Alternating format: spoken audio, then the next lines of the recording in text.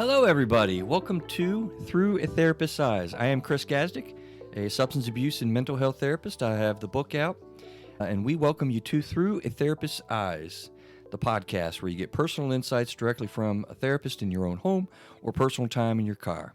We invite you to see the world through the lens of a therapist, but being aware this is not the delivery of therapy services in any way. Help the show out by subscribing to the show on the platform of your choice where you find this show. Apple iTunes has 5-star reviews and ways to make comments. That's very helpful.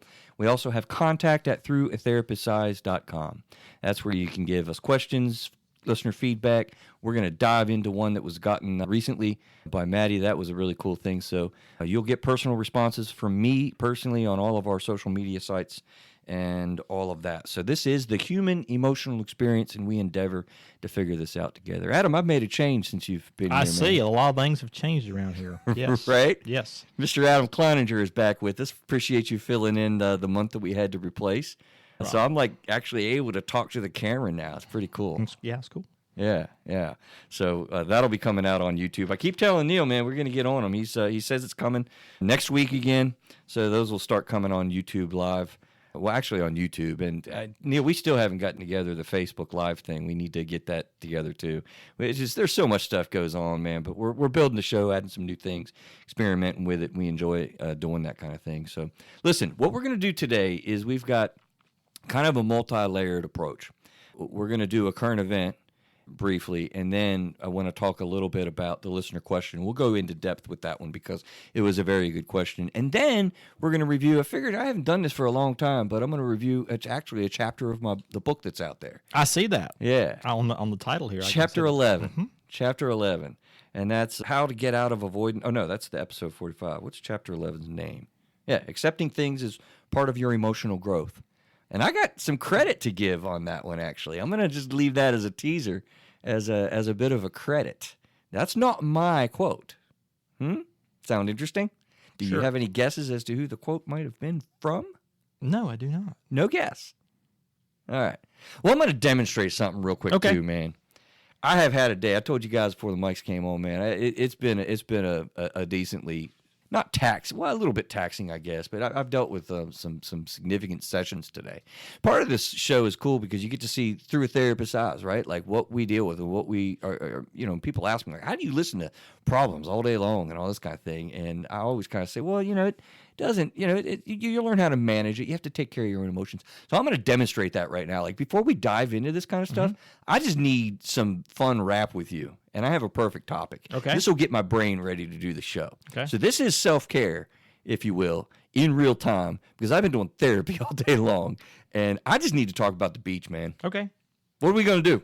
We're going to leave out Saturday morning about 5 a.m., right before 5 a.m., drive about 4 hours down to Pawleys Island. I got a guy's going to be working on my Cadillac, installing an electronic module. Says it's going to take about 30 minutes, and then we're going to, I guess, go eat lunch and hang out and maybe go to the grassy lands or whatever they call it down there.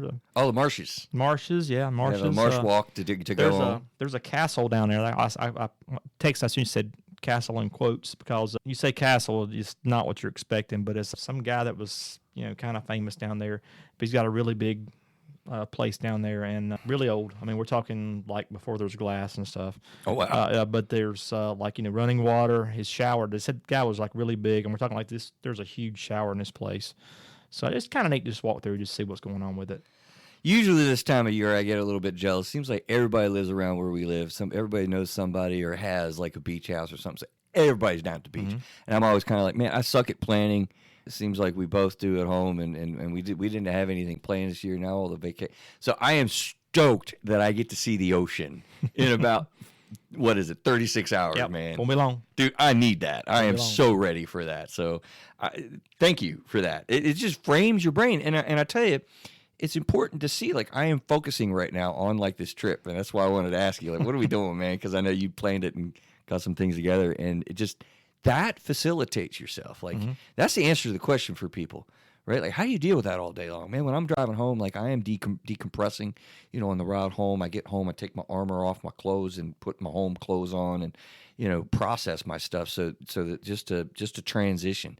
That's why I've said a couple times on this on the show, since we've got this new format, I used to like decompress and drive to Craig's house, and I was ready to do the show. So now I'm like minutes after finishing my therapy day, and I needed that today. So thank you, sir. I'm looking forward to it. No problem. Yeah. All right, so let's get into what we're talking about, man. You know who Simone Biles is? I do not. What do you mean you don't? You ain't watching the Olympics, man? No. You're not an Olympic guy? Nah. Man. It's getting to be too political now. And yeah. it's like everything. I think everybody's tired of political stuff. Very true. Very true. I still like the spirit of it and everything. I'm not going to spend much time on this, but I thought it was really interesting. Simone Biles is an amazing gymnast, and she had a very big event where she's like, so Adam, she's like the bomb when it comes to gymnastics. She does everything amazing. She wins everything she competes in, essentially. You know, and I'm not a gymnastics expert, but I listened to a whole show on her and her story and what's going on. Well, she like bailed out, stopped competition in this year's Olympics dramatically, and everyone was all a fuzz of like, what's going on? What's happening? Is something physical? Something this? What's going on? Why is she not competing? It was all mental. So there's something called the twisties that they've talked about. And I looked it up and kind of checked it out. And there's actually a really cool article. I'm sure a lot of people are interested in what happened there. And the article that we have on our show notes describes exactly kind of what happened for her as it's suspected, right? So the twisties is a mental block when an athlete loses their spatial awareness during an intense routine, which could lead to serious injuries and widely experienced by gymnasts performing dizzying, quick routines and may find it terrifying. I mean, so it's like you don't want a gymnast with that kind of condition. No. Well, man, yeah, dude, they're going up in the air. I mean, Right. they're doing amazing things with their bodies. It's unbelievable, the twists and the landings that they do. And you can get really injured doing that. So she stopped. She said, I'm not doing this, which is unprecedented in athletics. Usually you're told, hey, push through it, just deal with it, that type of thing. She said no. And it was all about mental health for her. All about mental health for her. And so this article on Live Science was really cool. It explained it to me. Said an athlete may try to compensate for increased physiological or cognitive stress or a lack of confidence by trying to consciously control movements that were previously automatic. So this Moran Miller said, the resulting motion tends to be less fluid, less accurate, and more strenuous and more error-prone than it otherwise would be. So the article, it was a long article, too. Yeah, It was fascinating. I can see that, yeah. Because they talked about how athletes will train themselves to do it repetitive over and over and over. So your muscle memory is there. When you have cognitive disruption in that process, every golfer has a bad day. The mental health aspects in your performance are huge. And I'm not an expert on athletics in that regard, but I am as far as emotions and the way that we can have disruptions in our emotional experience, right? And so she was really, I don't know if it's true or what all the disruptions were, but I think she had an aunt that died or somebody that died recently before. Neil, you're shaking your head. So I'm right. And an aunt was like days before the Olympics. So she is really mentally disrupted and her muscle memory is gone. And she tried to do a normal thing for her and she just missed it. And that's when she stopped. So I know she's catching a lot of flack. And I just wanted to point out, like, dude, mental health needs to be discussed, talked about, and dealt with. And she's doing that. So the question I had and wondered about is, what does pressure do to us? How do we handle pressure? We could do a whole show on that. We're obviously not going to. But what do you come up with, Adam? I mean, when you're feeling pressured in performance situations, in speeches, or in big meetings, what does that do to your psyche, to your psychology, to your emotional self? Any thoughts? For me, I think it makes me do better. But I mean, I'm not a gymnast either, so I mean, I can see if there was something that was going to make me lose my spatial awareness. You have to.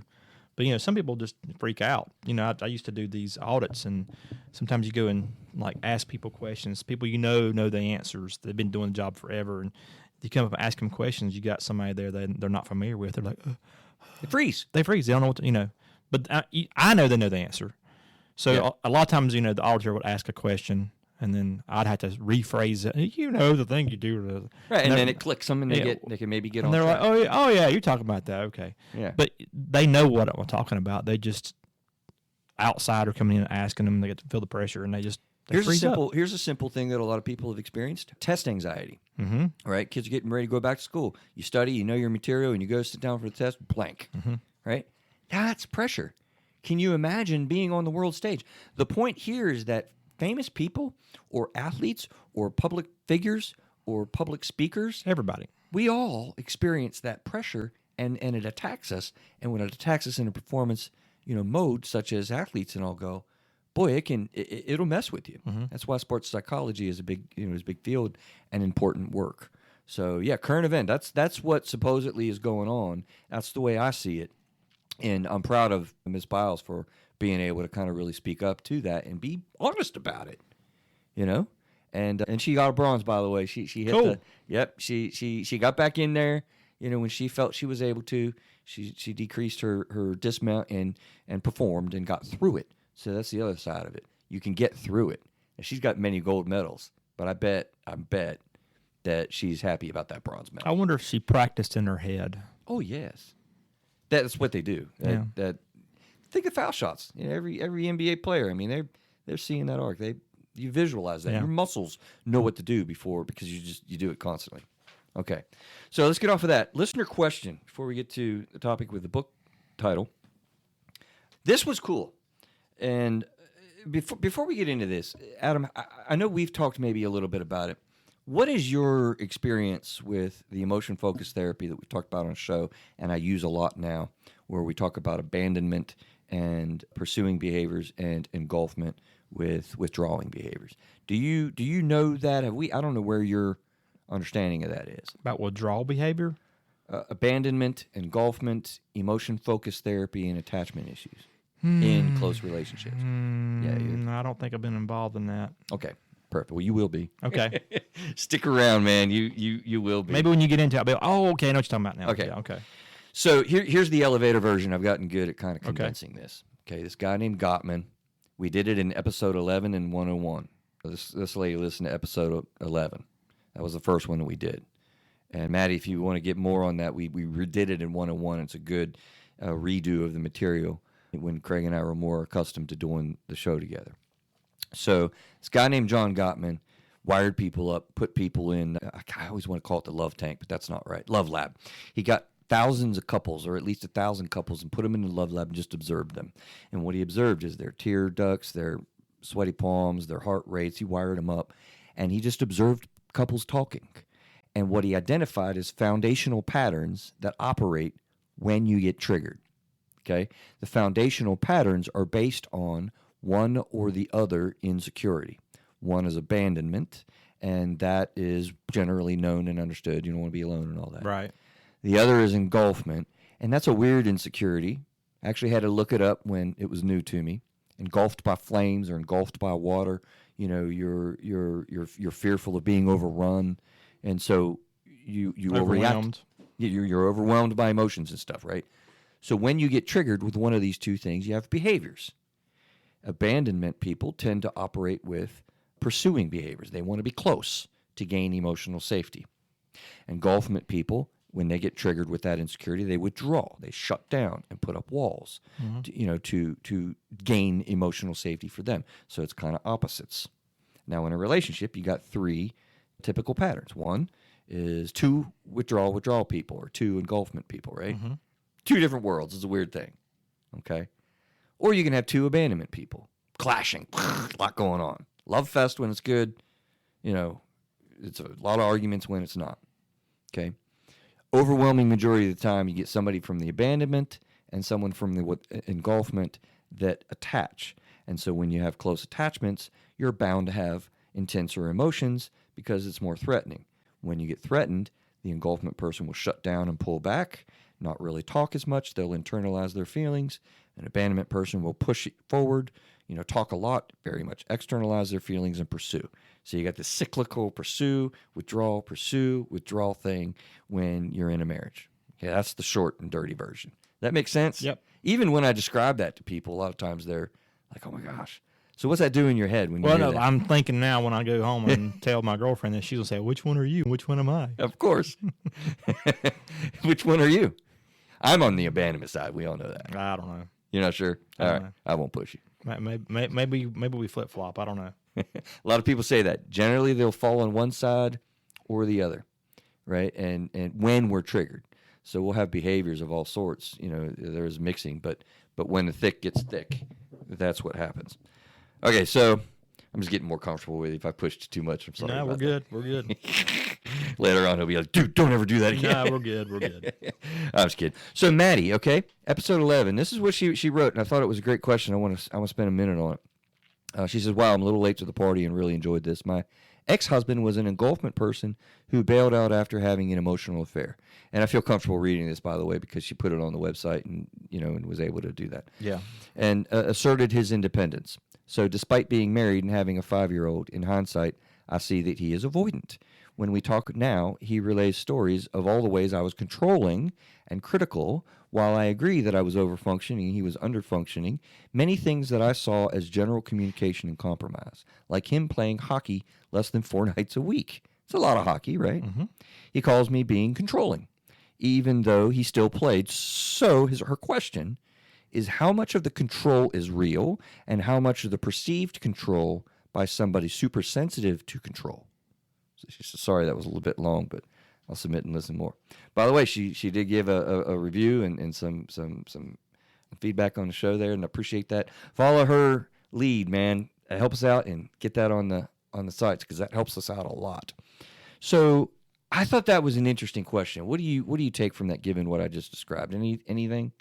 Well, the first thing I kind of, there's one thing she said on that kind of made me chuckle a little bit about I will agree that I was overfunctioning and he was underfunctioning. I thought that was kind of fun. It's a good way to put it. She might not have meant for it to be humorous, but it's kind of, it's like I was overfunctioning, he was underfunctioning. Absolutely. But I mean, you're going to have some of that. And that kind of, along the same lines of what you're talking about a minute ago.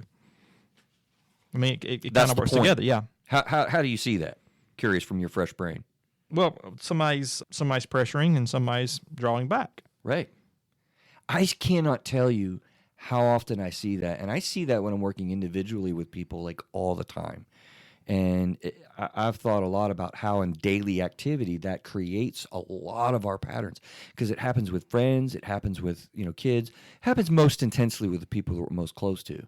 But in marriages, oftentimes. I want to change that. What's that? I don't want to. I want to change that. I said pressuring. Maddie, I didn't mean pressuring. That's probably a bad term for that. Pressuring sounds negative, because from what I read that you said and what he said, you said, it didn't sound like you're doing anything wrong at all. So if I made it sound like that by saying pressuring, I didn't mean that. Well, so. and I thank you for that, but I think that's okay, because it's about perception. And we didn't talk a lot about that, when we went through, because there's just not enough time. There's a whole show that we could probably do about, like how we perceive, because it's based on what we're fearful of. Look, when you're fearful of something, Matt shared on the show, he didn't even realize it, but he was fearful of dogs from an event early on in his childhood. Now, he didn't say this, but I wonder how aware he is when a dog is threatening or loud. I was just taking a walk into my neighborhood just the other night, and this dog came right up to the electric fence. And I'm like, whoa, step back. I was like, man, that was kind of intense. I'm glad they got that fence there, because he was a big dog. He was actually a German Shepherd, right? And that you're probably scanning. You don't realize it. You don't realize it. But you are scanning for the things that you're most fearful of, right?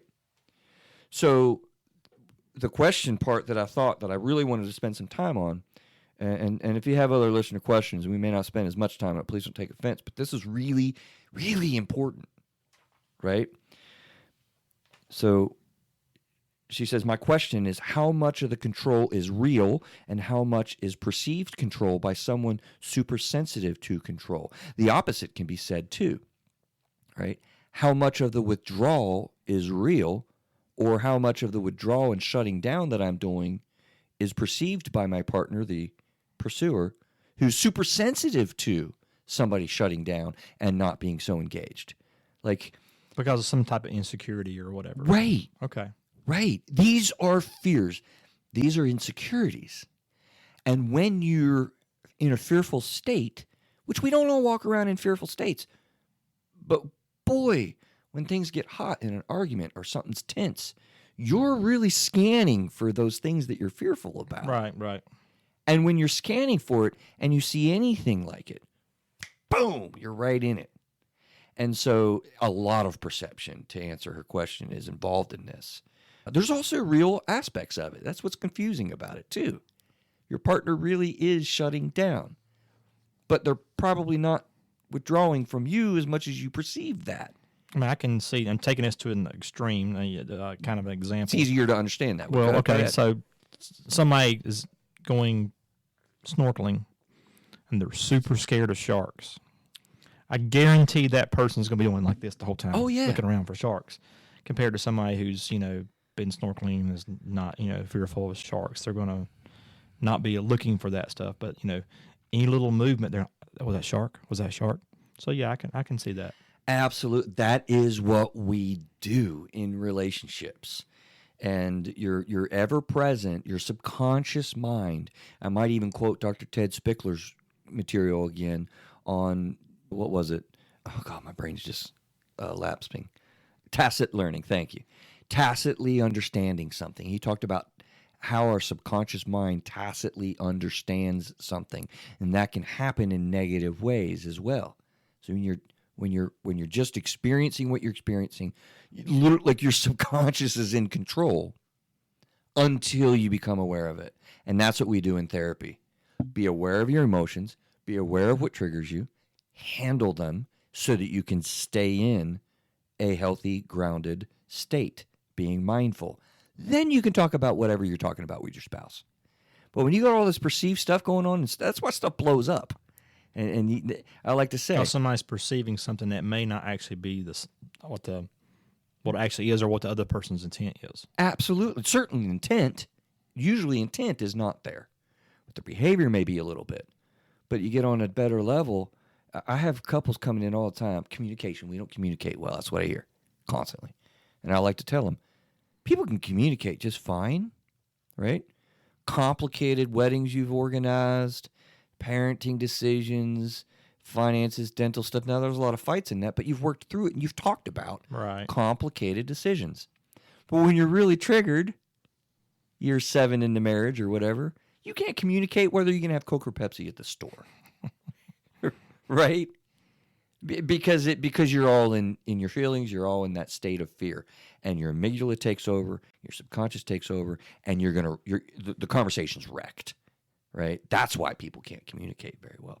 So excellent question. Appreciate that. Keep them coming, and we'll share them on the show or give you direct responses. Hey, Adam, did you know I wrote a book? You did? I did. So I thought we'd just kind of go into one of the chapters. That'd be a fun thing to do because I wanted to spend some time on. This would be a good time to have a link for your book right here. Yeah, somewhere. Okay.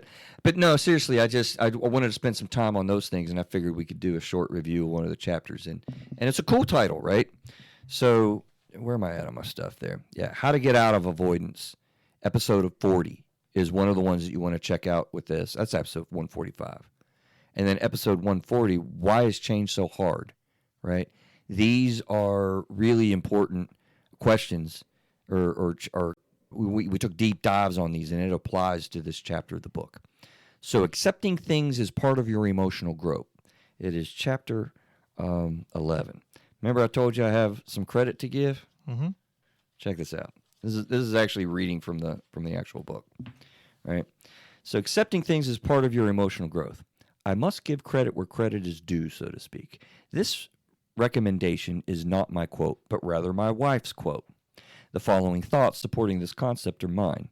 Lisa made this statement a while back, and it triggered an idea to include it in this book. Because it is full of wisdom, it's spot on. So that's the credit, right? So do accept limitations, events, and characteristics. Don't resist and fight against what is true, right? So let's go through this, see what we come up with. Okay. Should I just read it? Wise people cite 3 A's. Yeah, let's not do that. Where? No? No. Can't read the whole chapter? Time. No, just kidding. Cut. No, I won't do that. I won't bore you with that. But So what chapter is that? Chapter 11. Chapter 11. Do accept limitations in events and characteristics. Don't resist and fight against what is true. What do you take from the do and don't there? I'm just kind of curious. Say again. The do is Do accept limitations, events, and characteristics. Don't resist and fight against what is true. Got nothing to say on that. Okay. Well, let's go through it, and you will, right? Okay. Because, it's a thought that I heard her say, or we were talking about one day, and a lot of people talk about acceptance. That's a tough thing to really do. You have to accept it. You have to accept this, and you have to accept that. Well, why is a bit of a question. And the answer to my own question is because it leads really to, emotional growth and emotional freedom. When you don't accept something that's just going on, then you just stay stuck. Now, we got an old Southern term around here that says it is what it is. Okay. I hate that phrase. That's accepting. I know. Is it? Yep. But that sounds like kind of defeating. It is what it is. Yeah. I've said it before. But there's a little bit more to it than just kind of going after. That kind of leads, I feel like, that phrase, when I hear it, it leads to being stuck. I don't know that that's really accepting things in the way that I'm framing it up. I'm glad you said it, though. Okay. Because that leads to a sense of helplessness. Like you can't change it, so just Can't it is change what it is. Okay. It is what it is. That's not what you mean. That's not what I mean at all. This is not leading to helplessness in any way when you accept things in the way that we're talking about it. This does not lead to powerlessness. This is I don't believe we walk around nearly as powerless or helpless as we tend to feel. We could feel that way. I felt that way very much so myself many times over. But you have to get out of that. That's why I quoted those. So what you mean more like, okay, I'm broke. So okay, I'm broke. What can I do to change it? Yes. Okay. Here's the reality. Here's where we're at. If I just bury my head in the sand and keep on spending like I'm spending, you'll end up at $22,000 worth of debt. It isn't what it is. It's let's accept this reality. Let's develop a plan and move forward to get out of the reality if I don't like it. And that's important. And you can't do that if you don't accept it first. Like you're stuck. You're just doomed.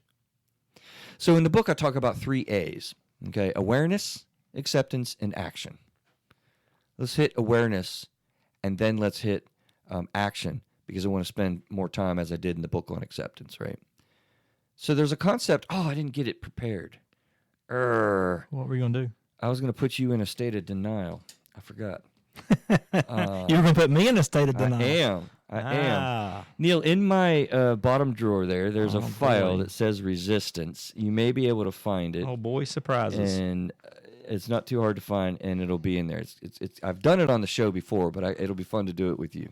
Okay. But the idea here first is awareness, right? When you have a sense of denial, the term comes from the addictions field, where people are in a state of denial. And we misunderstand that because we actually feel like, I see the problem and I'm denying the problem and I'm refusing to deal with it. That's not denial, right? That's why I want to put you in a state of denial, and demonstrate how that is, because you have to have a level of awareness about what's going on with you. Some examples, that people struggle with is, domestic violence. Okay.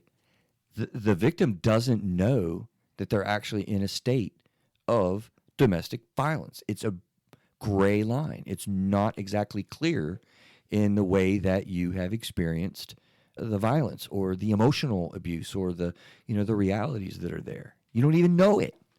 Your friends are saying, "Hey, you okay? Something's up." You're like, "No, I'm fine." And the person really believes, because they don't see it, that they're fine. Can't find a better man. You're right. Nice. Nice. Was that a song? Pearl Jam, yes. Examples also involve the effects of trauma. We were talking about a trauma a lot lately. Well, I can't tell you how many times people have shared experiences with me, and I look at them like, that kind of sounds like an example of, trauma. Like, that was traumatic. I'm comfortable with that word. And they're like, wow. And you can just see the lights flashing in them, identifying, holy crap, I've, and then we talk about it. So what do you mean, like all of a sudden realizing that it's been traumatic? Yes. People will experience things and not have any idea that that was actually a traumatic event. You've got to be aware of it to deal with it. The spouse of an addict, they're like, am I living with addiction or not? I don't think he is. Or she. Maybe she's not really having alcoholism, is she? Then I talk to the persons and give the characteristics and the symptom sets and stuff. And it's like, well, yeah, and the lights just, flash again, right? Being in an affair is another example. So many times people do not realize, thank you, Neo, you rocked it. They don't realize that they're actually themselves engaged in an emotional affair. Yet some of the characteristics that we look for are most certainly there. It rhymes. You hear that? Mm-hmm. Check this out. I'm going to put you in a state of denial now. Okay. All I want you to do with this piece of paper is read it to yourself and count the number of F's that are on the page, all right? And then turn it over.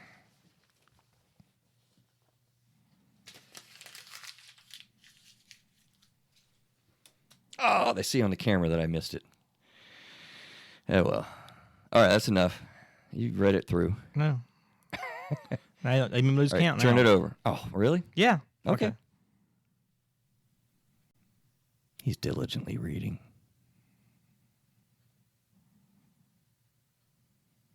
Okay. All right, turn it over.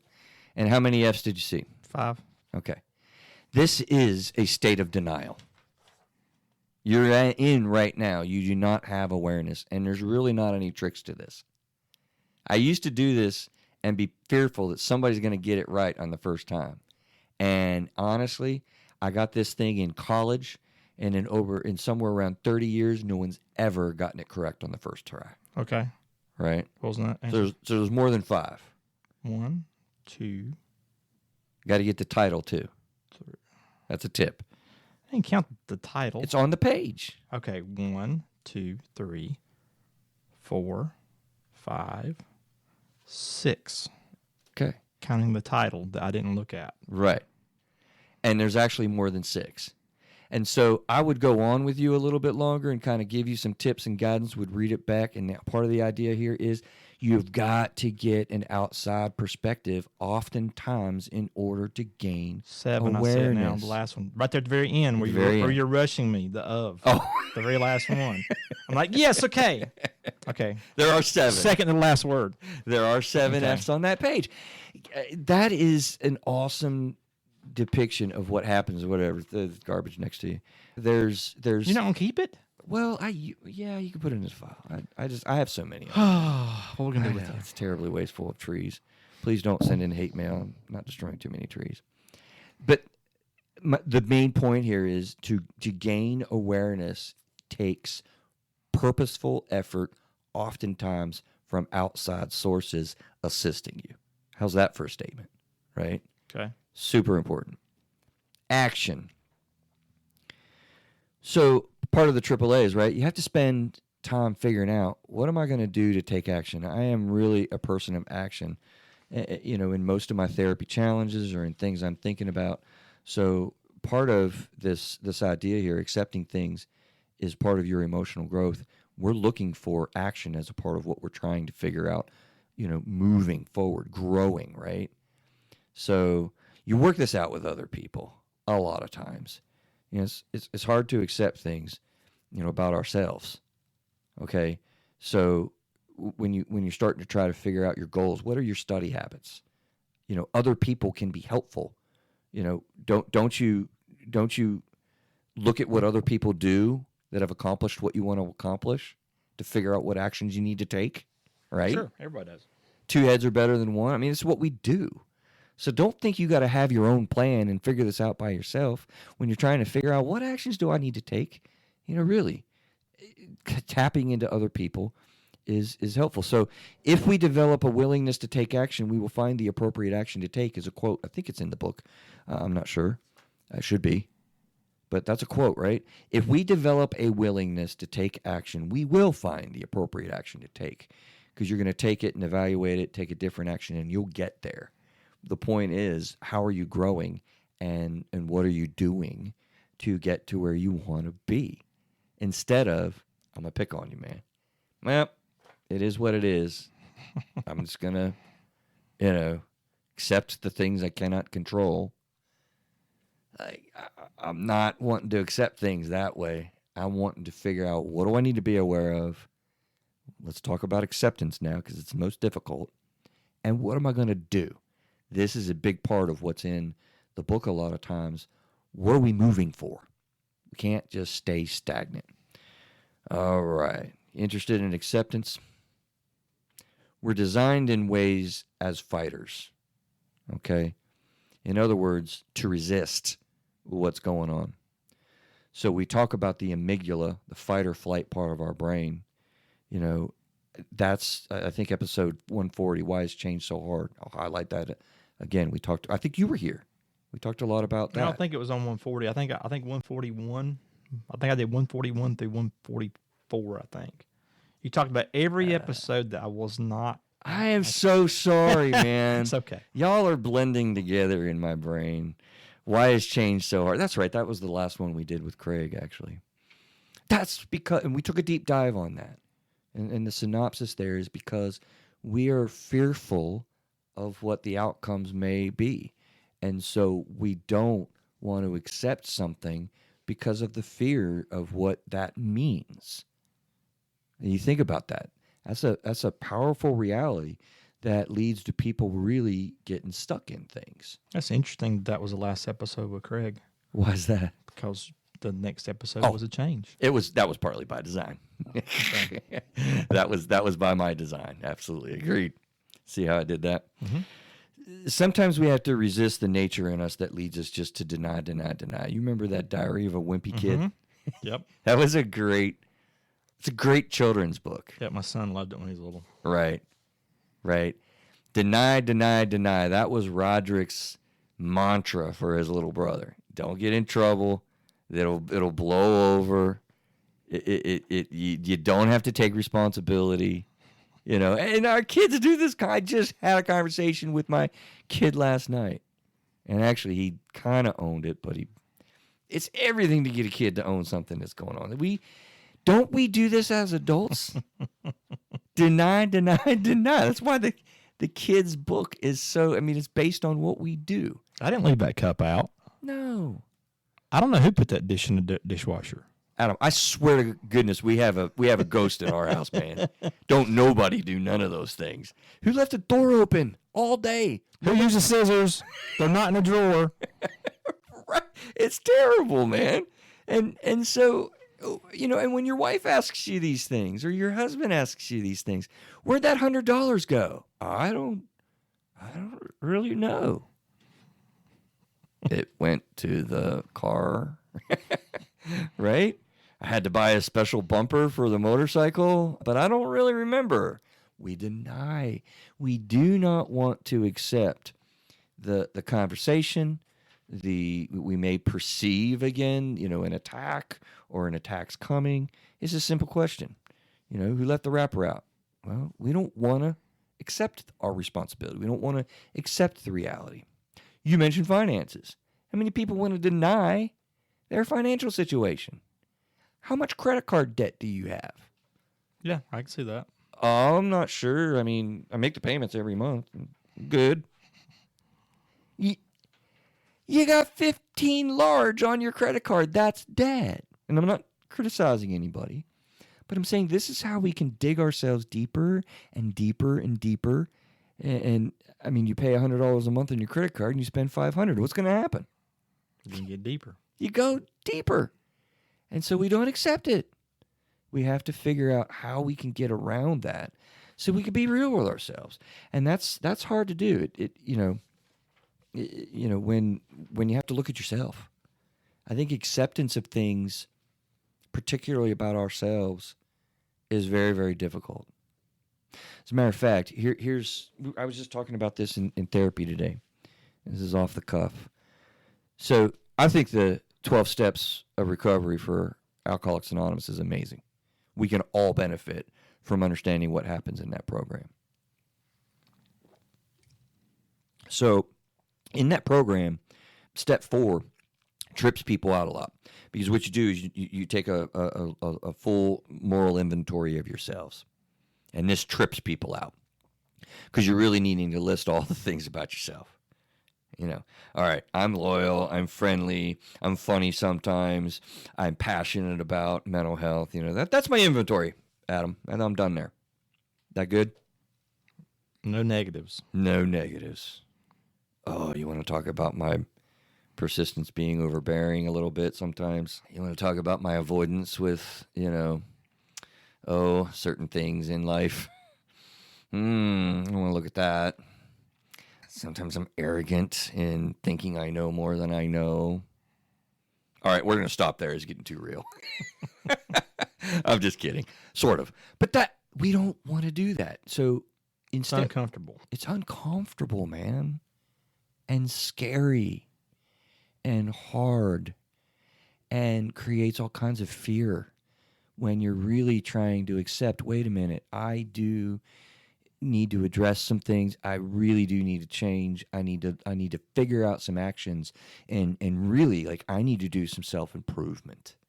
You're locking yourself in there, and you might let yourself down or fail the mark, or it takes a lot of courage to do this type of thing. So part of the 12 steps is you list that out. You actually share that with somebody else. Be gassed. And then you get ready and you allow them to be removed. It's an amazing process people go through. Not only alcoholics need to go through that process, we all could benefit from the 12 steps. Mark, that's another bold statement. So you're going to do an episode on 12 steps? I do not. Why not? Because you could just bring those 12 steps in. Didn't think of it, and I will. You just said they're great steps, and everyone should do it for mental health. So, episode. I can't write it down right now. I forgot my pen. Okay. Neil, there's a Post-it note behind you. Put it on my desk. It'll be on the writing list. something down right now. It might be that. Yeah, well, they're orange. There's only 2 left. It's a very thin thing. Thank you. So let me tell you something. It's not, this is not hard to do when we have an affair or leave an accident scene. What I said there sounds crazy with what I just said. So why? Okay. So when we have things that we're doing, we can observe ourselves and we know what we're doing. So sometimes the awareness isn't too hard. You can't deny it. You're kind of like, I don't know what to do with it, so you get stuck. When you leave an accident scene, some people have done that. They crushed something, they left an accident scene. Or, when we have an affair in our marriage, we didn't even intend to have that happen, but it happened. Accepting that reality helps you avoid the unmarked guilt and shame and pain that you have when you know something about yourself that you're not acting on. And part of the emotional growth and freedom that you can get just simply starts by accepting it and saying to yourself, okay, here's where I'm at. I've done this. Now what do I got to do?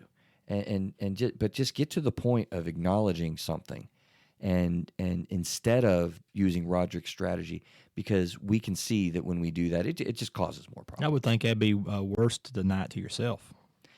It really is. I didn't. It really wasn't cheating. It exemplifies. Yeah, it really wasn't cheating because whatever. You can't rationalize your feelings away when you feel guilty about something. You can try. Yeah. And people do. And they'll be pretty darn convincing to themselves.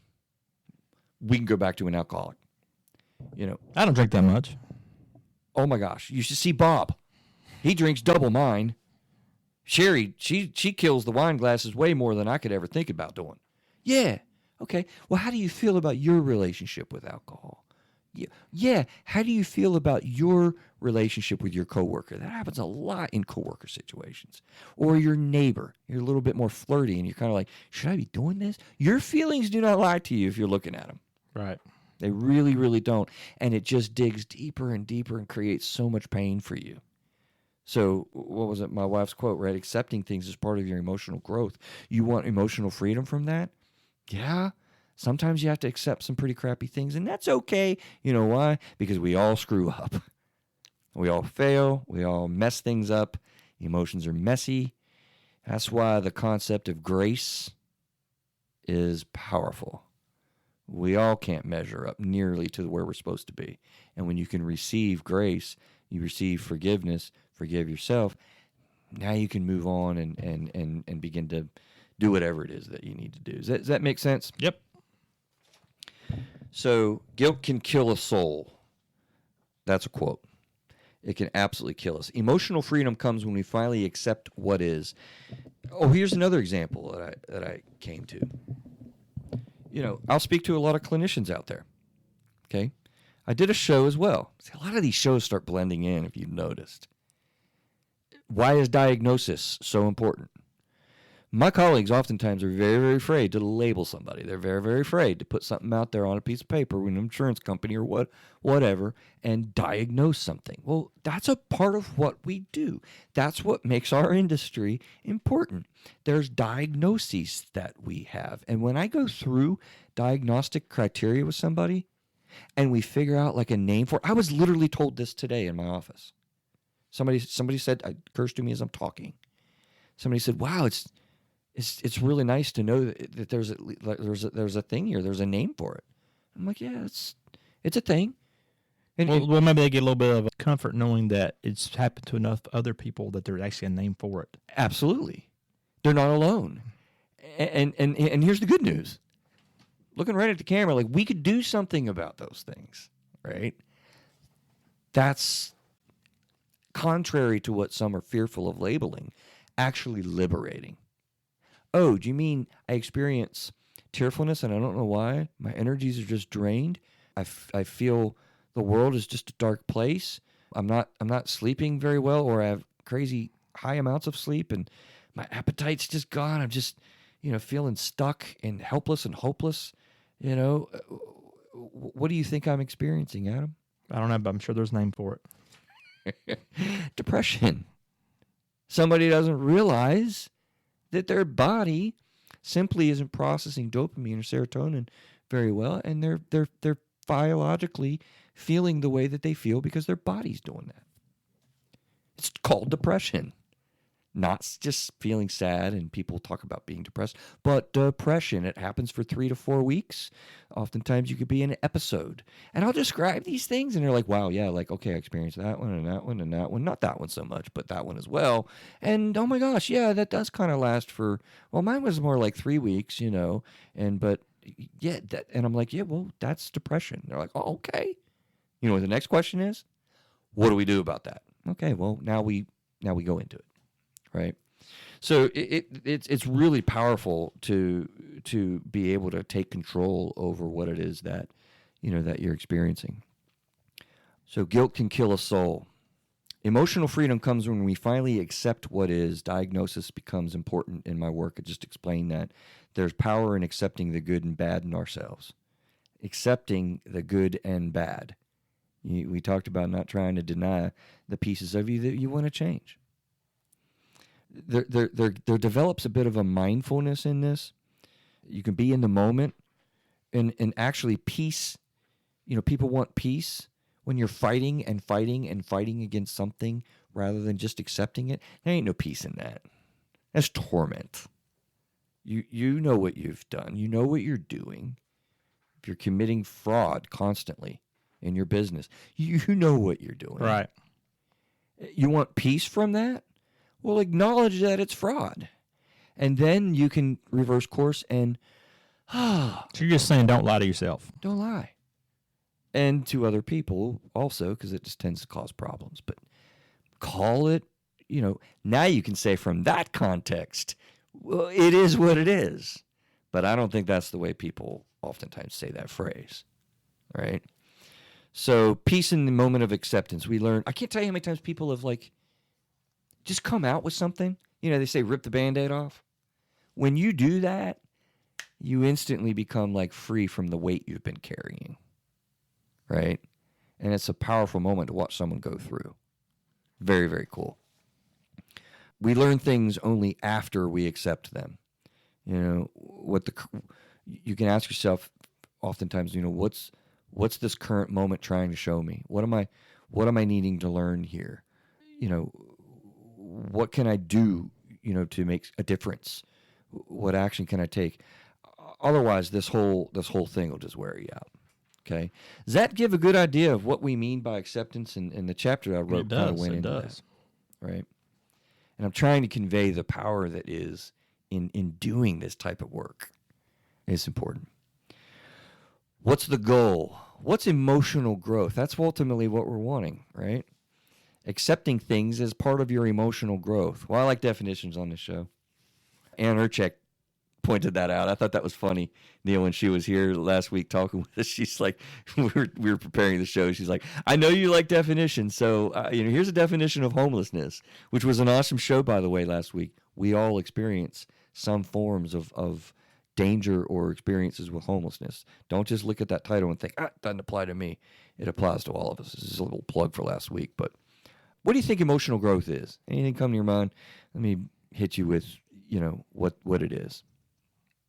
I mean, everything you've just been talking about. If you accept things and you don't overlook the bad things about your personality and the things you do, then you can work on them. This definition, it made my head spin. I'm simple like you. I like that. The emergence... He called me a simpleton. I did not. Oh, you're so sensitive. The emergence of the experience, expression, understanding, and regulation of emotions from birth, and the growth and change in these capacities throughout childhood, adolescence, and adulthood. The development of emotions occurs in conjunction with neurocognitive and behavioral development and emerges within a particular social and cultural context. Wow. Yeah, what I said. That's what you said. I was like, how do I interpret that? I thought I'd just read it because I was like, I have to think for hours about that. How about getting better at life with the management of emotions? That's what I'm kind of thinking about. I'm kind of amazed at the way we experience the fear of emotions. People are so afraid to show them. They're so afraid to deal with them. They're so afraid to have conversations about them. I mean, me as well. I'm not, all of us. It's intimidating as hell to come to your first therapy session. That's why every single time that you come to a therapy session, I have a spiel that I'll give people, and part of that spiel is to say, look, I'm really honored by doing what you're doing. I mean, it's such an incredible step that takes an incredible amount of courage to engage a process where you're going to talk to a stranger about what it is that you're dealing with. I just have a family member that I'm going to talk to on the way home today about how to pick a therapist and how to engage this. It's a hell of a thing to try to step into, the process. And why? Because we're going to deal with emotions. And that's scary. Is that what you plan on doing tonight? Going home and just dealing with your emotions?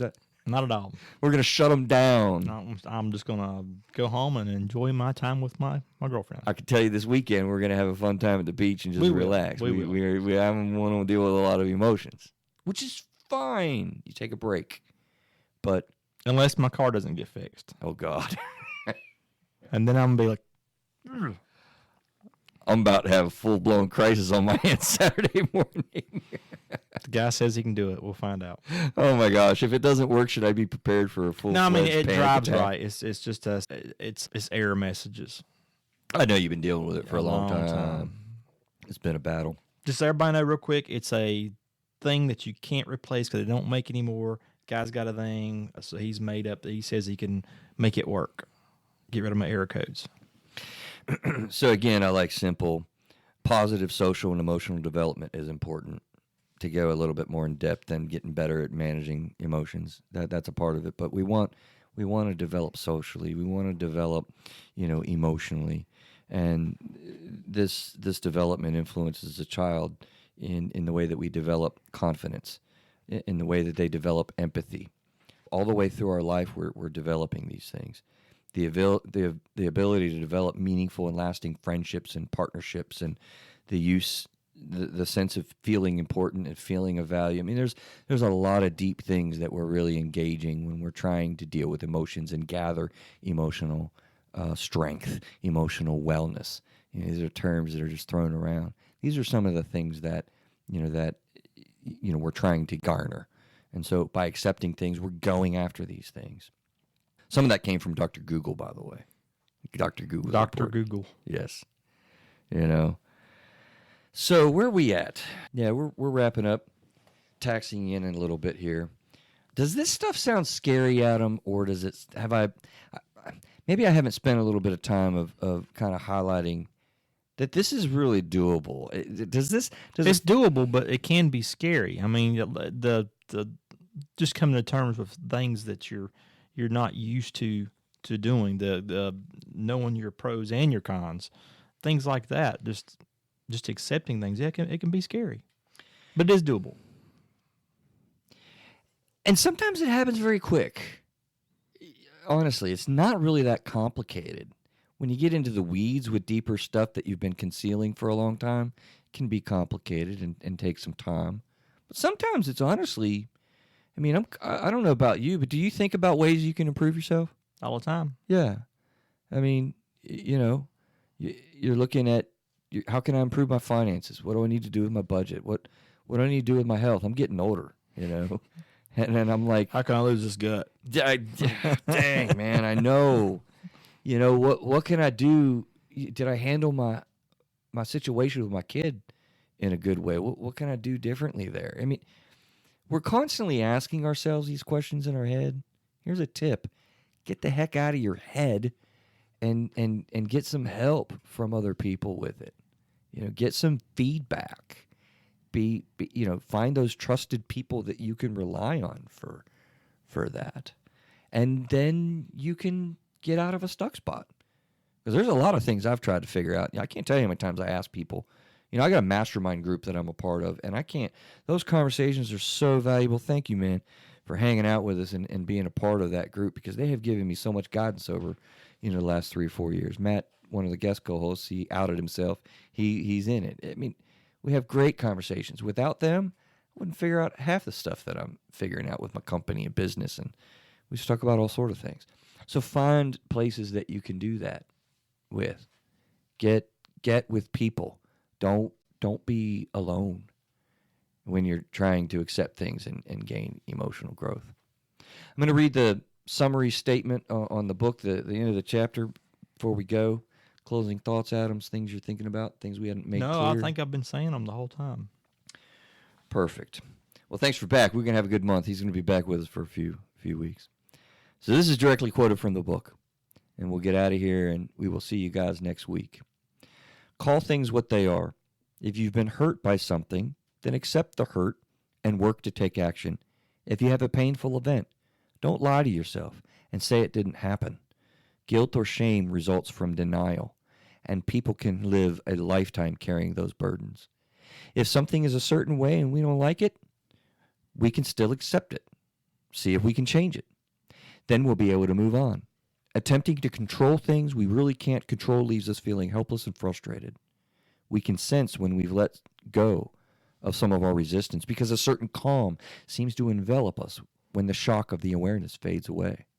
Things may not sit easily, but when we do sit with them and acceptance is achieved, we can take action and work through the event and come to some conclusion. Acceptance can be the hardest of the 3 A's, but ultimately it is the most rewarding. Hope you enjoyed that little tip from the book. We love doing the show. Contact us. We'll keep rolling with you. Hope you're checking out the videos soon when Neil gets them up. And we will see you guys all next week. Take care.